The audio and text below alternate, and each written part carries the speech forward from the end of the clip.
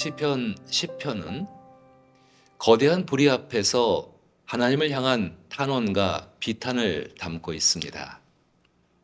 9편과 비교해 볼 때 시편 9편은 아들의 죽음이라는 상황에서도 하나님으로 인해 감사하고 기도하고 기뻐할 수 있는 상태로 하나님을 기뻐하고 있었다고 한다면은 시편 10편은 마음속에 일어난 울분과 탄식과 분노를 하나님 앞에 비통한 감정으로 표현하고 있습니다. 시인은 1절과 2절에서 하나님 어디 계십니까? 이와 같은 탄식으로 하나님께 불의에 대한 고발과 강력한 개입을 요청하고 있습니다. 여호와여 어찌하여 멀리 서시며 어찌하여 환난 때에 숨으시나이까?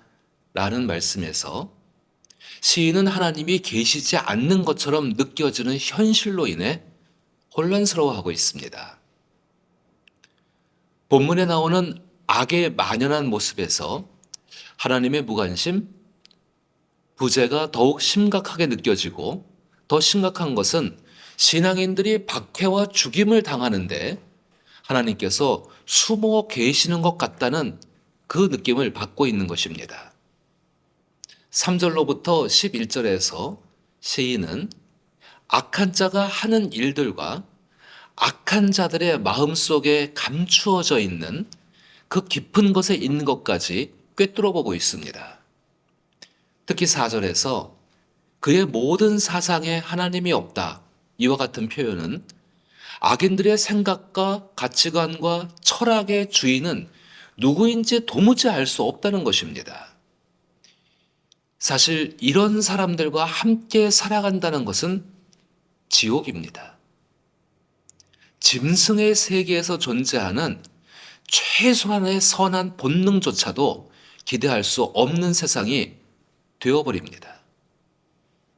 이런 악인이 국가와 민족의 지도자로 있게 되면은 피눈물을 흘려야 되는 독재와 광기와 전쟁과 폭력과 착취가 그 사회 속에서 당연한 것이 되어집니다. 그리고 이런 사람들이 종교 지도자가 되게 되면은 수많은 사람들의 영혼과 삶과 가정을 파멸로 이끌게 됩니다. 사실 일반적인 정의론에서 생각해 보아도 이런 악인은 망해야 합니다. 그런데 악인들끼리 똘똘 뭉쳐가지고 더 강해집니다. 그 강해진 힘을 가지고 더 강성해집니다. 최소한의 양심도 없이 자기가 하고 싶은 대로, 심지어는 사람을 죽이는 살인까지도 서슴지 않으면서 강한 힘과 온갖 방법으로 모든 죄의 대가를 치르지 않을 수 있는 것들을 만들고 또 찾게 됩니다. 가정 불행하고 난처한 사람들의 그 피를 마시면서 그들은 어두운 곳에서 기뻐합니다. 아무 어려움도 거침도 없이 자기가 누린 모든 것들을 자기의 자녀들에게 넘겨줍니다. 이런 현실 속에서 하나님의 미슈파트를 믿는 신앙인은 무엇을 할 수 있을까요? 바로 하나님께 탄원하는 것입니다. 그리고 겸손하게 하나님께서 행하실 일들을 기다리며 마음을 강하게 하고 스스로 악에 빠지지 않게 자기를 지키는 것입니다. 그것이 세상에 볼 때는 아무것도 아닌 것처럼 보여집니다. 그러나 악에 저항하고 악에 대항하는 참된 신앙인들의 가장 강력한 저항이고 방법입니다. 16절을 보면 시인은 여호와께서 영원 무궁하도록 왕이심을 믿고 있습니다. 그렇게 하나님만을 바라보며 하나님의 심판을 기다리며 불의로 가득한 고난 속에서 인내합니다. 그 인내를 온전히 이루었을 때 하나님의 놀라운 승리를 경험하게 됩니다. 이런 시인처럼 불의로 가득한 고난 속에서 하나님으로 인한 희망을 가진다는 것은 신앙인들에게 매우 가치 있는 것입니다. 우리 하나님의 말씀이 이루어지는 미슈파트를 믿는 순전한 신앙인들에게 희망은 하나님은 숨으셨는가? 정말 하나님은 가난하고 핍박과 압제받는 사람의 소리를 듣고 계시는가?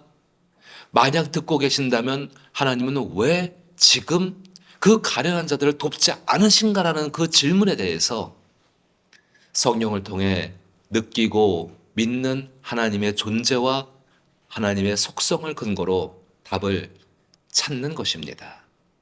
그것이 하나님의 선하신 인격을 믿고 하나님의 말씀을 하나님께서 이루어 가시는 것을 기다리는 온전한 인내의 삶입니다.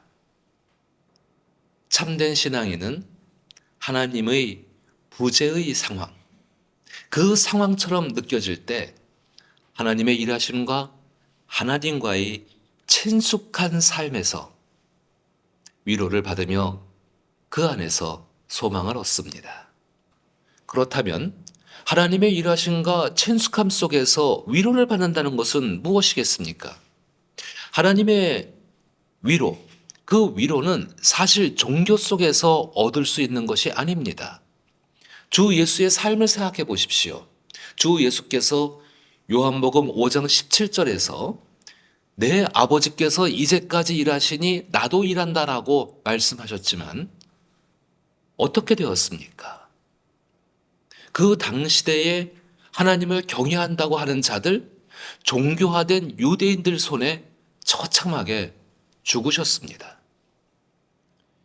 일반적인 정의의 시선에서 보게 되면 마치 예수께서 말씀하신 그 하나님의 일은 실패하고 망한 것처럼 보여질 것입니다.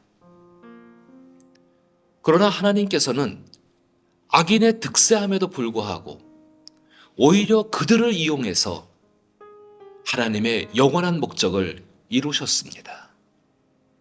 예수께서 죽음에까지 내몰리는 핍박과 고난 속에서 인내하지 않으셨다면 지금 우리는 영원히 하나님과 함께 있을 수 있는 구원을 얻을 수가 없었습니다.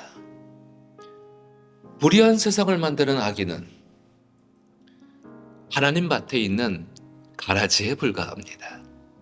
밭의 주인은 그 밭에 있는 알곡을 가장 사랑하고 아끼십니다. 가라지를 뽑는 것은 밭의 주인이신 하나님과 그 아들, 그리고 주인의 말씀을 따라 가라지를 제거해야만 되는 사람들입니다. 하나님의 아들 예수는 이러한 종교화된 유대 사회에 불의가 가득한 세상에 오셔서 아버지의 말씀을 따라 아버지의 방법으로 십자가에서 죽으심으로 하나님과 함께 있을 수 있는 길을 열어 놓으셨습니다. 의분이 일어날 때 참된 신앙인이 받아야 하는 위로와 가져야 하는 희망은 무엇이겠습니까? 바로 예수님처럼 말씀을 따라가며 하나님과 친밀해질 수 있고 하나님의 일을 할 수 있다는 것입니다. 하나님과의 친밀함을 크게 하십시오. 하나님과의 친밀함은 불의한 세상 속에서 받는 고난과 그로 인한 의분에서 자유롭게 합니다.